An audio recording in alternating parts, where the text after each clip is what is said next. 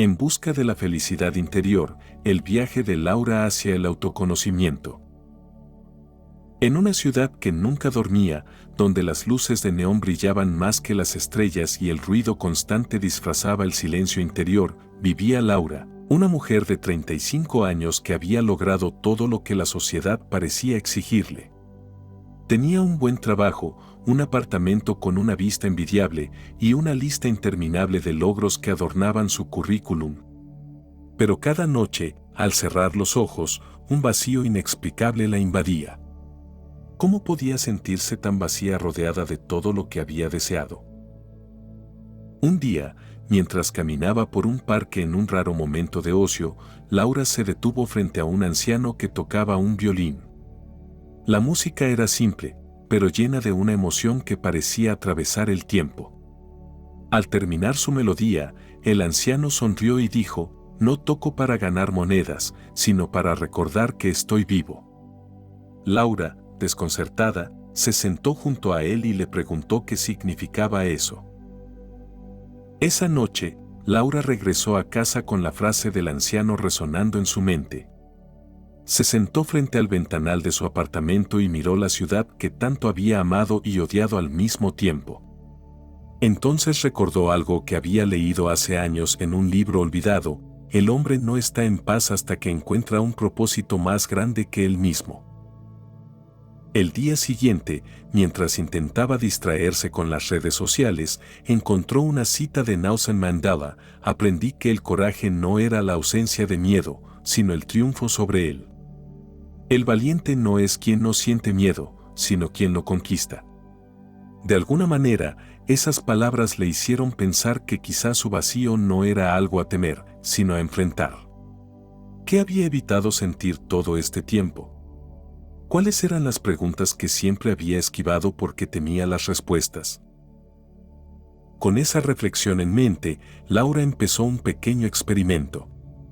Cada mañana, antes de encender su teléfono o sumergirse en el trabajo, dedicaba 15 minutos a escribir en un cuaderno.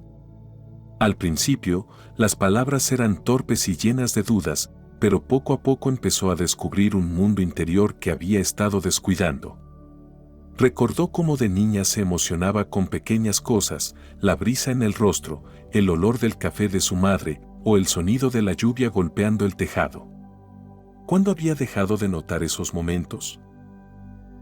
Un día, en una librería pequeña, encontró un libro que parecía esperarla: El poder de la hora de Eckhart Tolle. Al hojearlo, una frase la golpeó con fuerza: la mayor parte del sufrimiento humano es innecesario. Es creado por ti mismo mientras la mente no observada dirige tu vida.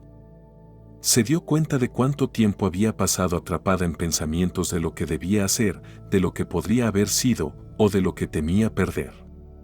Por primera vez, decidió intentar simplemente ser. Con cada día que pasaba, Laura descubrió que la felicidad no era un destino, sino una forma de viajar. Aprendió a valorar las pequeñas cosas, a encontrar belleza en lo cotidiano y a enfrentar su propia sombra con valentía. Ser feliz no significa que todo sea perfecto. Significa que has decidido mirar más allá de las imperfecciones, le había dicho una vez a alguien, y ahora esas palabras tenían sentido. Mientras observaba el atardecer desde su ventana, pensó en el anciano del parque. No volvía a tocar el violín en el mismo lugar, pero su mensaje había quedado grabado en ella. Y así, en una ciudad que nunca dormía, Laura finalmente encontró la paz en el lugar más inesperado, dentro de sí misma. Laura comenzó a notar que su transformación no era un evento único, sino un proceso continuo. Cada día traía consigo nuevos retos, pero también nuevas oportunidades para descubrir algo más profundo sobre sí misma.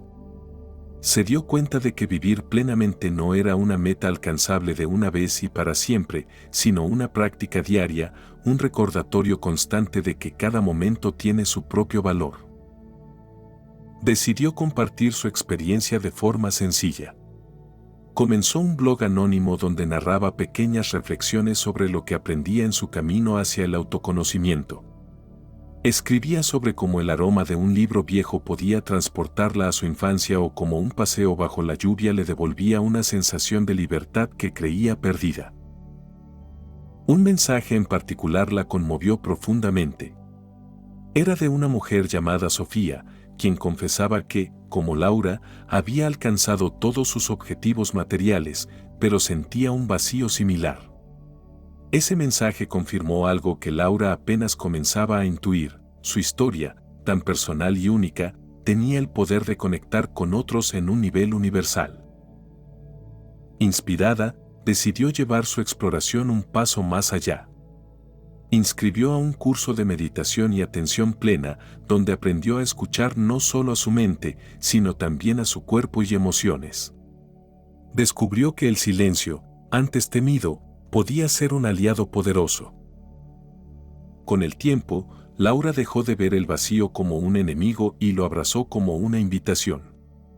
Era un espacio para crecer, para reinventarse, para encontrar nuevas formas de significado. Redescubrió pasiones olvidadas, como pintar y escribir poesía, y permitió que esas expresiones fueran imperfectas, auténticas, humanas. Finalmente, Laura comprendió que la verdadera plenitud no se trataba de llenar un vacío, sino de aceptar que ese vacío formaba parte de la experiencia humana. La vida no era perfecta, pero eso era lo que la hacía hermosa. En una ciudad que nunca dormía, Laura no solo encontró paz, sino también un propósito: vivir con intención, conectar con otros desde la vulnerabilidad y celebrar las pequeñas maravillas de cada día. Y así, en medio de las luces de neón y el ruido constante, descubrió que lo más brillante estaba, siempre, dentro de ella misma.